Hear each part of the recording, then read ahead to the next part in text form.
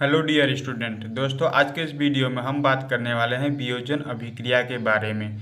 इसको इंग्लिश में decomposition reaction भी बोलते हैं। ठीक है, तो वियोजन अभिक्रिया क्या है, उसका परिभाषा क्या है, उदाहरण भी हम उसका देखेंगे। और ये वियोजन अभिक्रिया जो है कितने प्रकार के होते हैं, इसके बारे में हम जो है आज विस्तार से बात करने वाले हैं। तो वीडियो बहुत ही इंटरेस्टिंग होने वाला है। तो चलिए शुरू करते हैं। देखिए, ये वियोजन अभिक्रिया है, इसका परिभाषा हम लोग और इसका प्रकार देखने वाले हैं। लेकिन इसके पहले हमने एक और वीडियो बना रखा है जिसमें कि हमने और बहुत सारे अभिक्रियाओं के बारे में बात की है, जैसे कि ऊष्माशोषी अभिक्रिया, ऊष्माक्षेपी अभिक्रिया क्या होता है, ठीक है, और संयोजन अभिक्रिया और वियोजन अभिक्रिया। ठीक है, ये सब जो है हमने बात कर रखा है। वियोजन अभिक्रिया के प्रकार के बारे में तो आज हम देखने ही वाले हैं। ठीक है, तो वो सब वीडियो भी जो है बहुत इंपॉर्टेंट है। सभी जो है इंपॉर्टेंट रिएक्शन आपको हमारे चैनल पर मिल जाएंगे। आप हमारे चैनल के प्लेलिस्ट में जाकर देख सकते हैं। ठीक है, तो चलिए शुरू करते हैं और देखते हैं वियोजन अभिक्रिया का परिभाषा।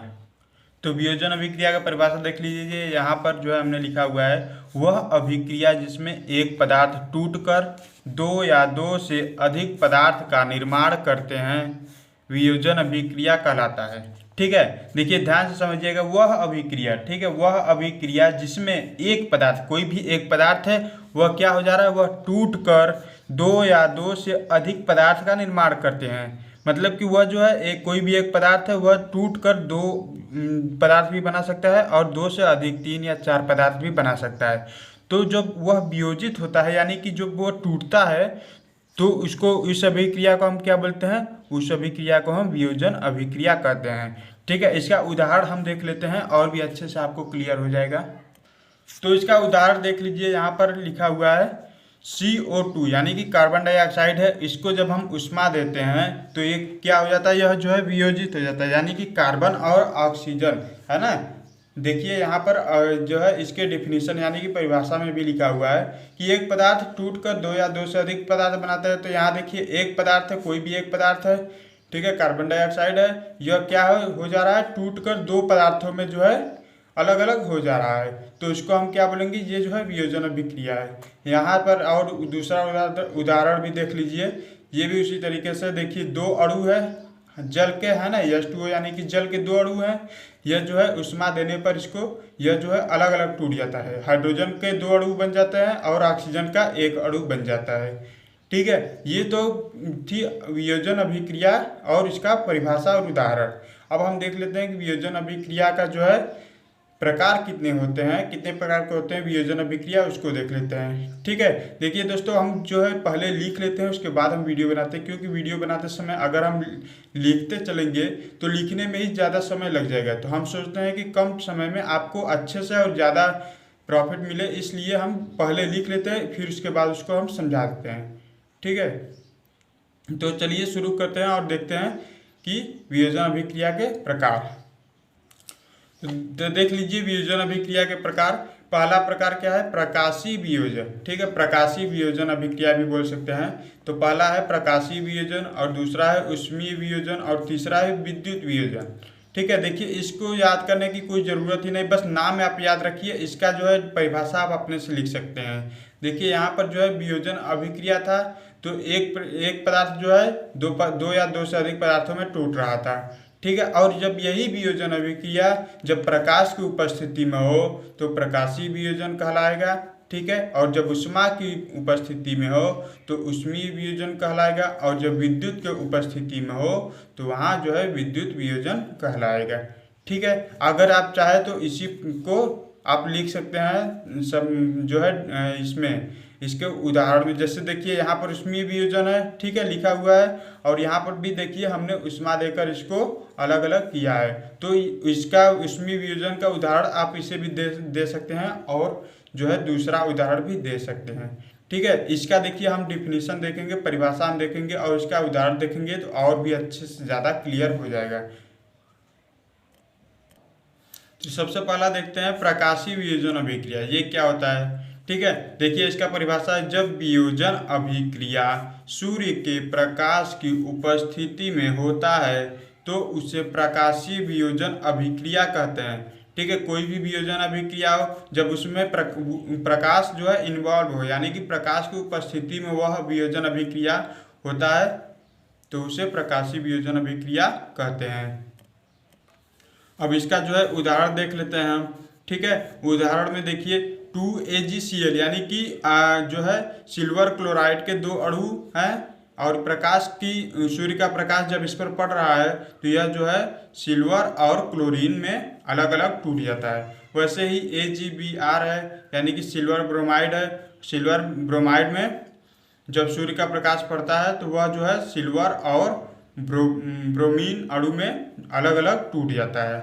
ठीक है, जब सूर्य का प्रकाश की उपस्थिति में यह अभिक्रिया हुआ तो प्रकाशीय वियोजन अभिक्रिया होगा, और जब उष्मा की उपस्थिति में होगा तो उष्मीय वियोजन, और विद्युत की उपस्थिति में होगा तो विद्युत वियोजन। अब सेकेंड देख लेते हैं हम उष्मीय वियोजन अभिक्रिया। ठीक है, उसका भी अगर हम परिभाषा उदाहरण देख लेंगे तो और भी अच्छे से ज़्यादा क्लियर हो जाएगा।